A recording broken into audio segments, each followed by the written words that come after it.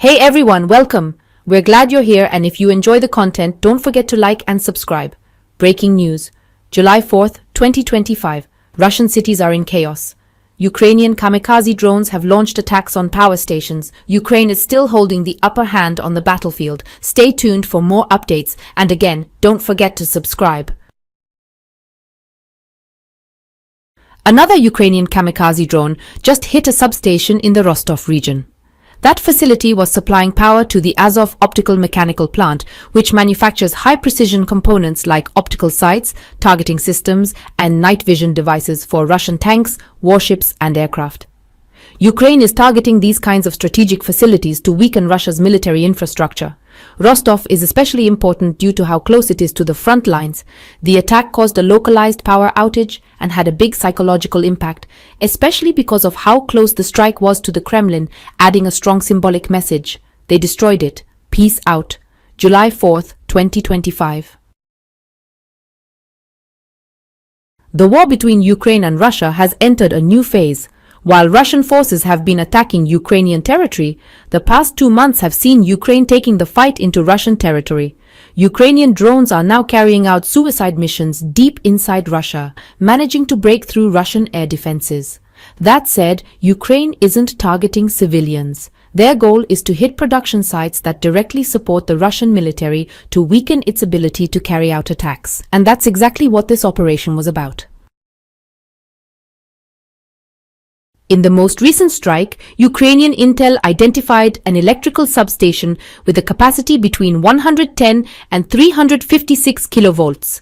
It supplied power to the Chemical Research Institute in Belgorod, just across the border inside Russia.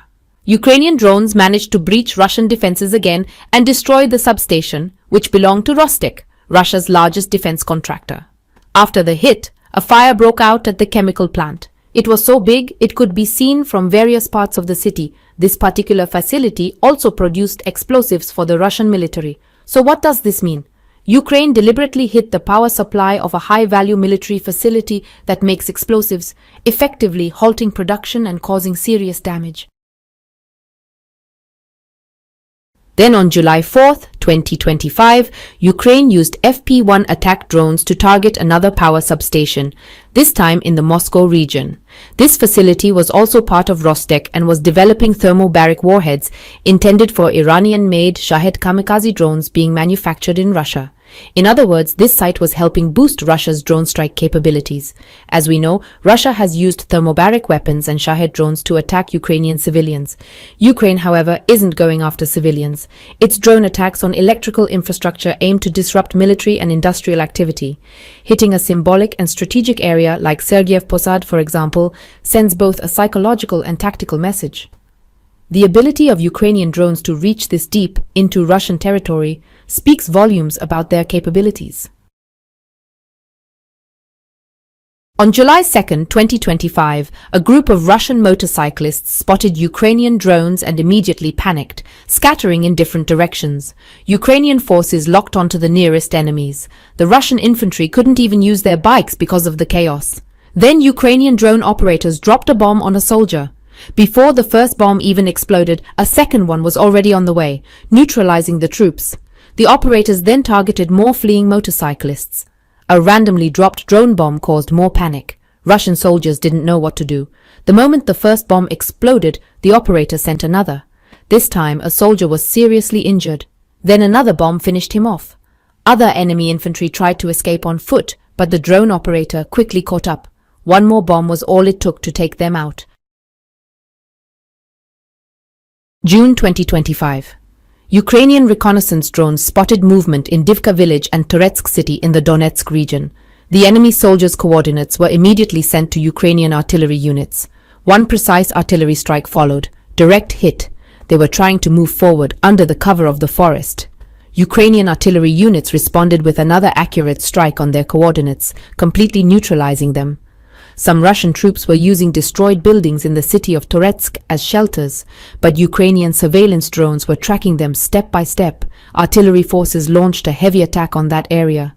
The damaged buildings being used as cover were turned into piles of rubble. After a series of strikes, all the Russian soldiers in that location were neutralized. Thanks to the coordination between reconnaissance drones and artillery, the enemy soldiers were taken out before they could spread further in the area. While conducting operations inside Russian territory, Ukraine's armed forces also continued missions within their own borders. During one such operation by the border guard in Donetsk, several enemy targets were destroyed using kamikaze drones and drone-dropped bombs. Targets destroyed included a D-30 howitzer, which is a Soviet-made 122mm artillery gun capable of both direct and indirect fire. There was also a 120mm mortar, a common and effective infantry support weapon. A truck used for logistics and transport was taken out, along with 6 FPV ambush systems. These are suicide drones used by Russian forces. Russian fortifications like trenches, bunkers, and concrete shelters were also hit. Around 10 Russian soldiers were neutralized by FPV drone strikes. At the same time, Ukraine's southern defense forces launched a coordinated drone strike on 3 Russian radar sites near the settlement of Mak in Crimea. These attacks used heavy kamikaze drones, the Lazar model, launched from naval drone bays. The radar systems belong to Russia's 55 ZH-6M Nebo-M complexes, which are key elements in their layered air defense network. Destroyed units included one RLM-55 T-6M Nebo-M radar, one RLMD-55K-6M Nebo-M radar, and a command and control unit for the radar group. Massive explosions followed the high-precision drone dives. Radar towers caught fire and the systems were completely disabled. The Nebo-M radars, known for tracking both low and high-altitude targets simultaneously, were rendered useless, highlighting Ukraine's tech and tactical edge. July 2, 2025, an FPV kamikaze drone from Ukraine's Bulava units first disabled a Russian armored vehicle. Then, the drone operator finished it off with a direct hit, blowing it up completely. The drone took a steep dive toward the target, hiding in the forest. After the first strike, Russian soldiers panicked and fled to shelters, but a second drone came in and destroyed the target entirely. July 1, 2025. Here's a Russian tank. The crew had already abandoned it. A Ukrainian FPV kamikaze drone operator was about to destroy it. The drone's warhead was aimed directly at the tank's cannon. Smoke started rising. Ignition was imminent. It was about to blow. The same drone operator spotted an old Russian minibus. Enemy troops realized what was happening and bailed out, running away, but the drone still destroyed the vehicle completely. Meanwhile, Ukrainian IFG drone pilots operating near Pokrovsk launched a surprise attack on Russian forces.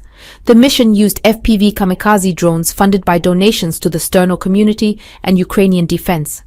Because the attack came from an unexpected direction, the Russian units took heavy losses. Explosions created total chaos. Russian troops scattered and panicked. This wasn't just a material win, it was also a psychological victory. The drones reached their targets undetected, hitting makeshift positions and enemy personnel. The mission once again proved how low-cost, high-impact drone warfare is giving Ukraine the upper hand. With continued support from civilian donations, this technology remains a game-changer on the battlefield. Also on July 1st, 2025, the Phoenix unit of the Ukrainian military carried out a night raid on Russian military vehicles. They used night vision drones to ambush enemy convoys with kamikaze drones. The moment Russian vehicles entered the kill zone, the drones struck. Even at night, they managed to destroy the targets. Intelligence showed Russia had been moving its logistics under cover of darkness. That night alone, Ukrainian forces destroyed 3 ammunition trucks, 3 military minibuses, and 1 additional military vehicle. This hit seriously disrupted Russia's supply chain. In another bold move, the NC-13 ground robotics unit, part of Ukraine's 3rd Separate Assault Brigade, carried out a high-risk operation behind enemy lines. Using a remote-controlled ground robot, they infiltrated 450 meters into Russian territory and captured a PKM machine gun from a Russian position. The gun was secured and extracted